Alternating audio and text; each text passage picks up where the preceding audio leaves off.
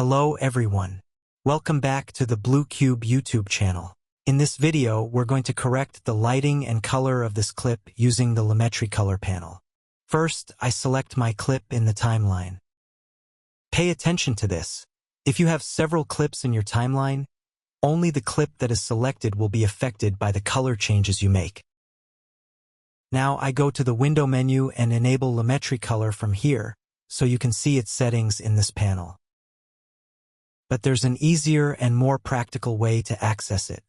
I come to the Workspace menu and choose the Color workspace. When you click on it, the Lumetri Color panel moves to the right side, and we get much better and faster access to all of its controls. In the Basic Correction section, we have the Input LUT option. If you open it, you can use the built-in presets. Each preset gives you a different color look and intensity.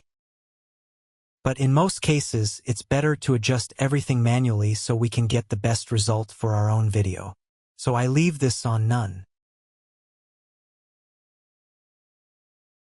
Also, if I want a very quick and basic color correction, I can use the Auto button. When you click it, after a few moments Premiere automatically applies a correction to your video. This is not usually very accurate and is mostly useful only when you're in a hurry and need a fast, rough correction.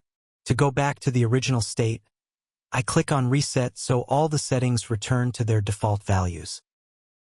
In the Color section, using temperature, I can make the image warmer or cooler. I can increase it to add warmth, or decrease it to make the image cooler. For example, for this video, I'll set it to around 3. Keep in mind that all of these values are different for every video. Right now, setting the temperature to about 2 or 3 makes the image slightly warmer, which works well here. For other videos, you might have very cold colors in the scene, like a lot of blue or green, and you may want to increase the temperature more. Or if your image has too much yellow or orange light, you can lower the temperature and push it a bit toward blue. With Tint, we can shift the colors toward green or toward magenta. You can use this to remove unwanted color casts. I don't need it right now, so I'll press Ctrl+Z and leave it at 0. Saturation controls the intensity of colors. If I increase it, the colors become more vivid. If I decrease it, the image moves toward black and white. I'll undo that and leave it at 100 for now. With exposure, we can make the overall image brighter or darker. Usually, I fine-tune this toward the end. But something that is very important here is contrast.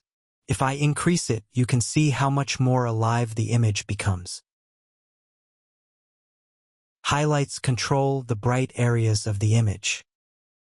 When I increase it, the brightest parts get even brighter. I'll choose a value that feels natural for this shot. For the dark areas, we use shadows. I'll lower it a bit, maybe around -30 or -35, so we get deeper blacks and better depth in the image.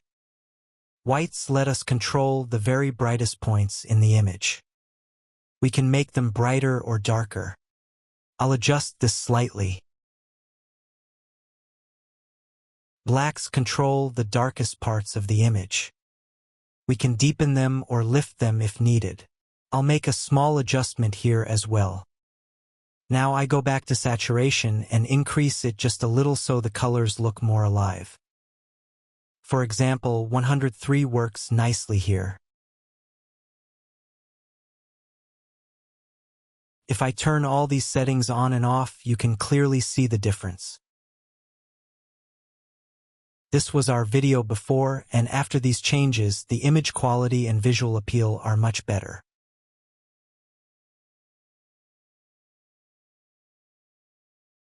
Now let's close the Basic Correction section and open Curves. In the RGB Curve section, we have our first curve, which lets us adjust the overall brightness as well as the red, green, and blue channels. Remember that every video is made from these 3 primary colors: red, green, and blue. For now, I'll work on the white curve, which controls overall brightness. When I select it, the curve becomes white. If I click on it and drag it upward, the image becomes brighter. If I drag it downward, the image becomes darker.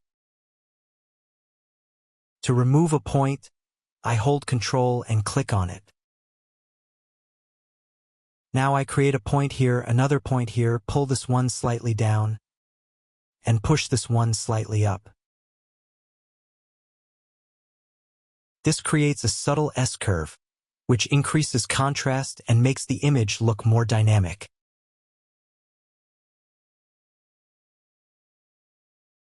If I turn this on and off, you can see again how much the image quality improves.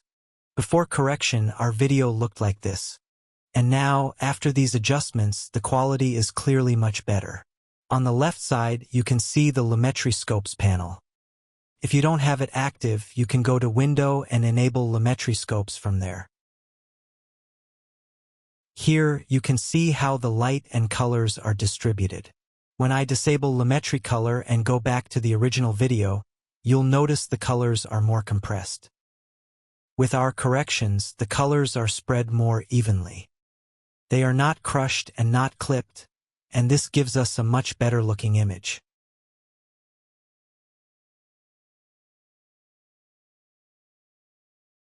Now in the hue versus saturation curve, we can select a specific color in the image and increase or decrease its saturation. For example, I can make the color of this subject's pants more vivid or more muted. I just use the eyedropper tool and click on the orange color. 3 points appear on the curve. By raising the middle point, the orange color becomes more saturated. Keep in mind that this affects all orange tones in the image, not just the pants. So you'll see other orange areas become stronger as well. We can also lower it to reduce the intensity of that color. We don't need it right now, so I'll turn it off, or I can hold Ctrl and remove all the points. In the hue versus hue curve, we can select a color and change its actual hue.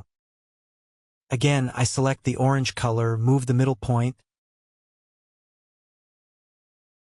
and you can see how that color shifts to different tones. Personally, I don't use this curve very often, so I'll hold Ctrl and remove the points. With the hue versus Luma curve, we can make a specific color brighter or darker. I select the same orange color, and you can see how we can darken it or brighten it independently from the rest of the image. All of these tools give us very precise control over our colors. Now, if I close these curves, another important section is Vignette. When I enable it and increase the amount, you can make the edges brighter or darker.